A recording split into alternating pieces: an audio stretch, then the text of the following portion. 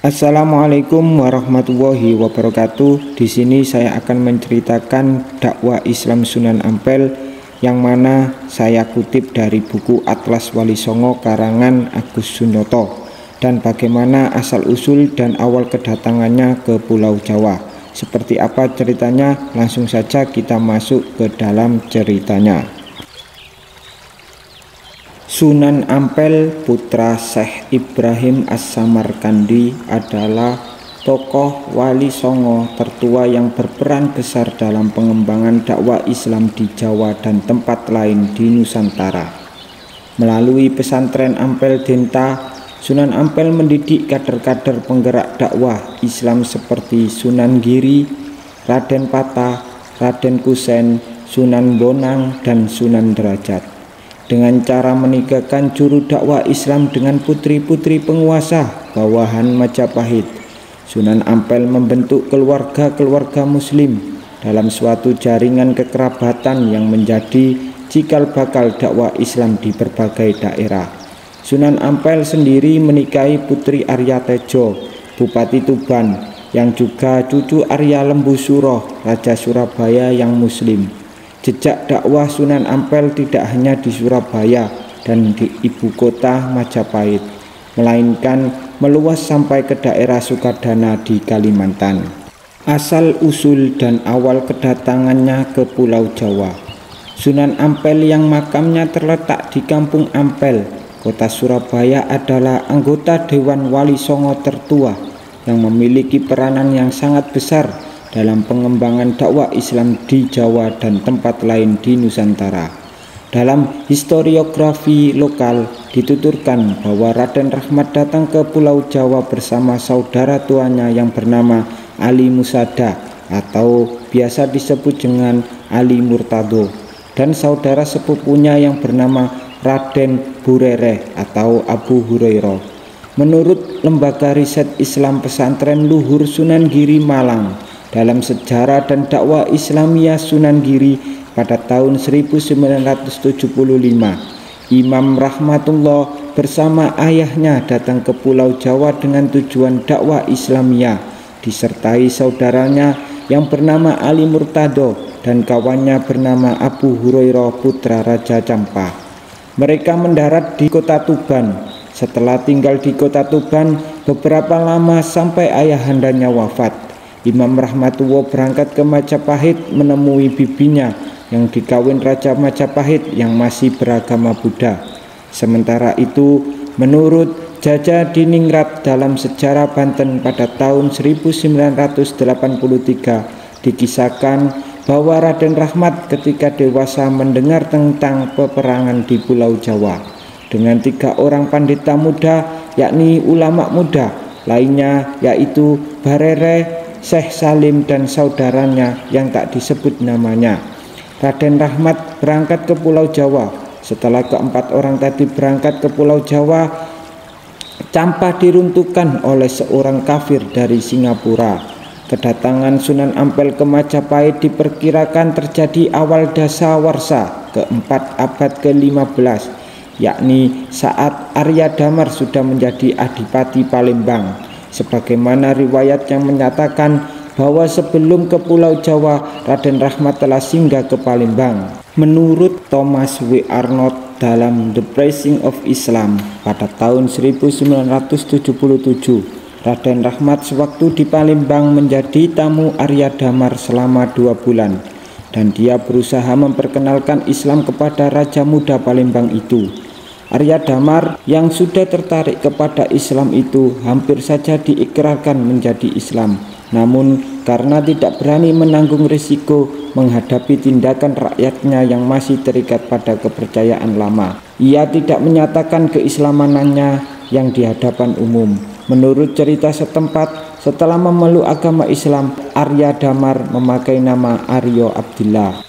Keterangan dari Hikayat Hasanuddin yang dikupas oleh J. Edel pada tahun 1938 menjelaskan bahwa pada waktu kerajaan Campa ditaklukkan oleh Raja Koji, Raden Rahmat sudah bermukim di Pulau Jawa.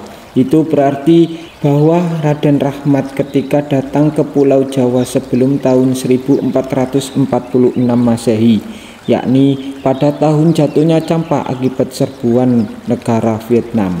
Hal itu sejalan dengan sumber dari Serat Walisana yang menyatakan bahwa Prabu Brawijaya, Raja Majapahit, mencegah Raden Rahmat kembali ke Champa karena Champa sudah rusak akibat kalah perang dengan kerajaan Koji. Penempatan Raden Rahmat di Surabaya dan saudaranya di Kota Gresik tampaknya memiliki kaitan erat dengan suasana politik di Champa, sehingga dua bersaudara tersebut ditempatkan di Surabaya dan di Gresik dan dinikahkan dengan perempuan setempat. Babat Ngampel Denta menuturkan bahwa pengangkatan resmi Raden Rahmat sebagai imam di Surabaya dengan gelar Sunan dan kedudukan wali di Ngampel Denta dilakukan oleh Raja Majapahit. Dengan demikian, Raden Rahmat lebih dikenal dengan sebutan Sunan Ngampel. Menurut sumber legenda Islam yang dicatat H.J. de Graaf and Th.G.Th. Piaget dalam kerajaan-kerajaan Islam di Jawa, peralihan dari Majapahit ke Mataram pada tahun 1986, Raden Rahmat diangkat menjadi imam Masjid Surabaya oleh pejabat pecat tanda di Terung bernama Arya Sena. Penempatan Raden Rahmat di Surabaya selain dilakukan secara resmi oleh pecat tanda di Terung, juga disertai oleh keluarga-keluarga yang dipercayakan kerajaan Majapahit untuk dipimpinnya.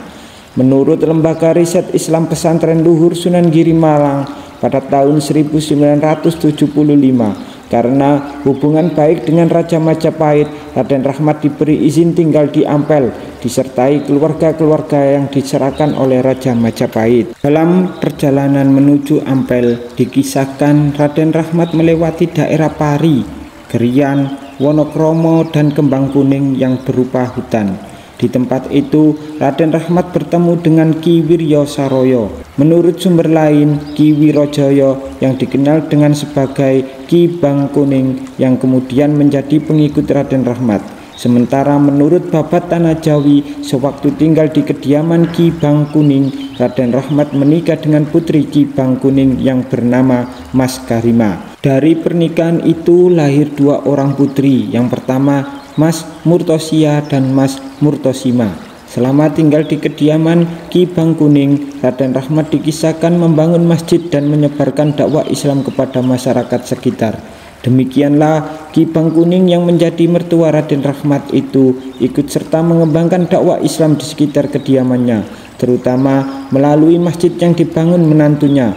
Oleh karena Ki Bang Kuning memiliki putri bernama Mas Karima, maka ia dikenal juga dengan sebutan Mbah Karima, bermakna bapaknya si Karima. Dengan nama itu ia lebih dikenal di masyarakat sekitar sebagai sesepuh desa, sehingga saat wafat makamnya dijadikan peziarah oleh umat Islam.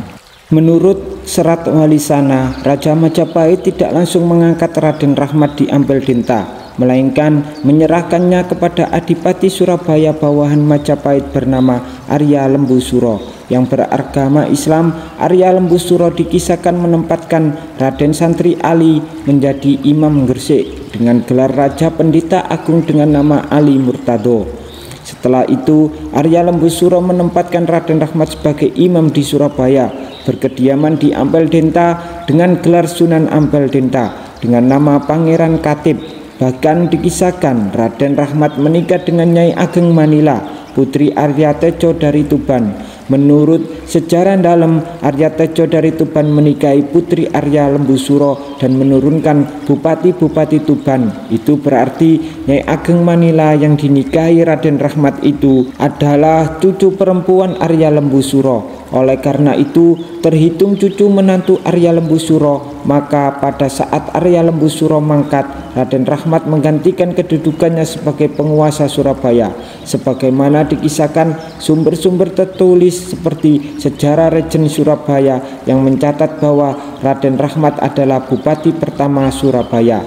Punika panjenengan ing Kabupaten Surabringga, Kanjeng Sinuhun Ngampel Denta, nami Pangeran Rahmat juluk Syekh Mahdun, sedo kasarekaken ing Ngampel. Itulah cerita asal-usul Raden Rahmat Sunan Ampel dan awal mula kedatangannya ke Pulau Jawa yang dikutip dari buku Atlas Wali Songo karangan Agus Sunoto. Jangan lupa untuk klik tombol like, komen, dan subscribe serta aktifkan loncengnya agar di setiap pemberitahuan di channel kami kalian semuanya mengetahuinya. Oke, dari kami assalamualaikum warahmatullahi wabarakatuh.